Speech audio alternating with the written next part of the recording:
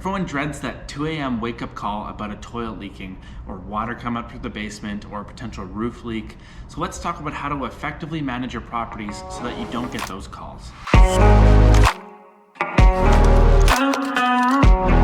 Welcome back. If you missed our last video, we covered how to pre-screen your tenants properly. Today we're in part 2 of our 3-part series on how to manage rental properties, and we're covering how to actually manage the rental property once your tenants are inside the building. So in order to manage your rental properties effectively, it starts on day 1 when you set clear expectations with the tenants.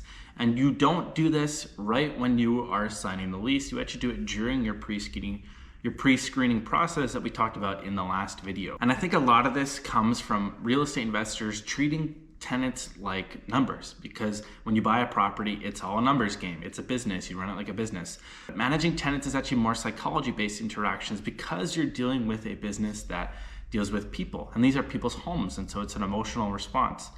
And so remember, when you are dealing with people, that they are humans too. This is their home.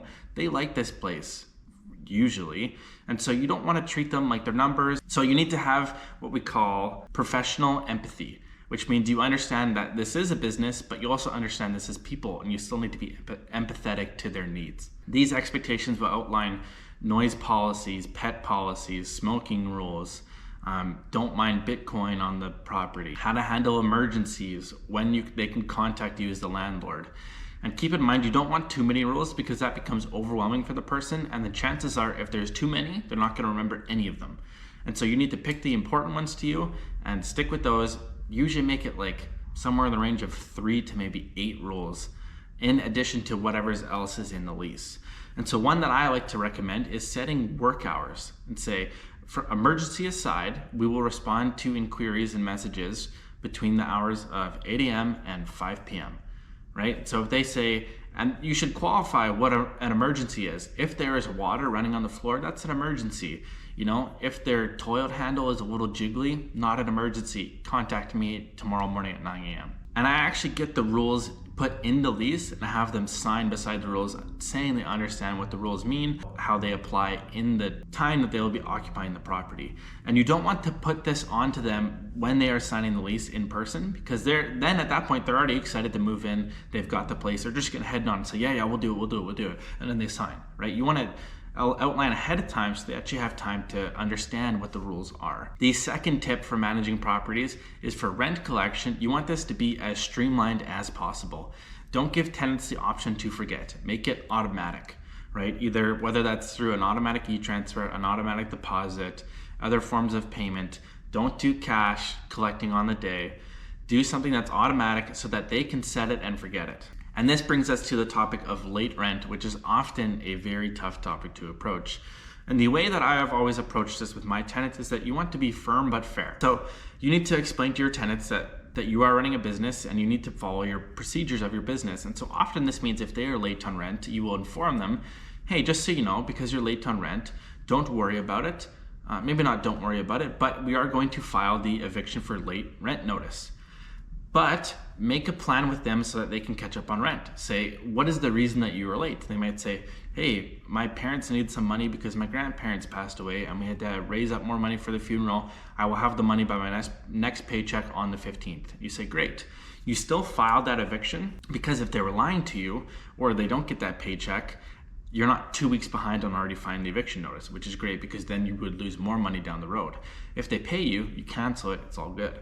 Right? So you want to be firm by still following your business process, but fair by giving them the opportunity to explain why and coming up with a plan with them on how to pay up the late rent so that they're even in your books. Okay, my third tip is to do routine inspections or contact with the tenant. And so when they first move in, I actually recommend doing it monthly just to kind of gauge what that person is like, because up until that point they move in, you really only know them on paper.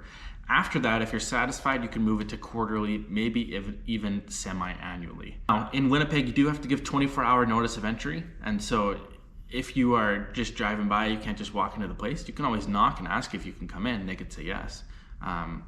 But if you want to give proper notice to see the entire place, you do have to give 24 hours. Okay, my fourth tip is that so many landlords get this wrong, and this is where they get that reputation of being a slumlord, but you want to be responsive on maintenance requests and repairs.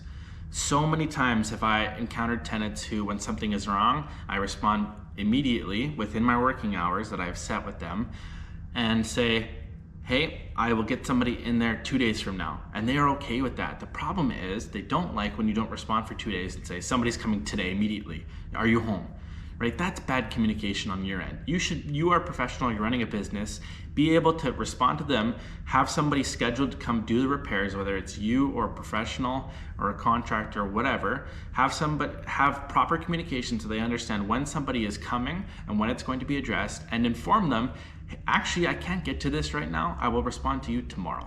Most of the time people are okay with that, except in the case of an emergency where something needs to happen. Then maybe you need to step it up and go do something yourself, right? But when you're doing maintenance, remember that this is somebody's home. They are living there. And so while it might seem like an expense for you in your taxes and your overall portfolio investment, this is somebody's house. They don't want to deal with issues like leaks and fire, pest, whatever, right? And so keep that in mind when you're doing maintenance.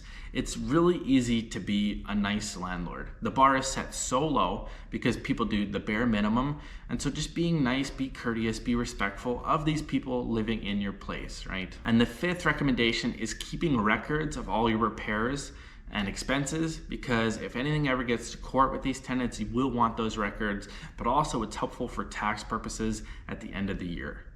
Okay, so any receipts, any gifts that they have given, stuff like that. And this brings me to my bonus tip, which is use the law of reciprocity. When a tenant is first moving in, the law of reciprocity states that if you are nice to them, nicer than they expect you to be, they will want to be nice to you to fulfill that obligation of what they feel like is debt. And you don't want to be just nice to enforce this law, but you actually want to be nice to be nice. But the bonus is that they will actually want to be nice to you. And so when they're moving in, buy them a gift. If they're a young couple, buy them a bottle of wine or champagne or whatever. If it's a family, maybe a pizza night, some kids' toys, right? That can go a long way in helping your tenant actually respect you more as a landlord and wanting to keep to live there and telling you when things go wrong. Because at the end of the day, one of the worst things that can happen is your tenant not telling you about issues that are happening to the property, and then that leads to more issues down the road because deferred maintenance often leads to large expenses. Okay, and that's it for how to manage the rental property. Unfortunately, if you get to the point where you have bad tenants or you need to evict them, we're going to discuss that in the next video. See you then.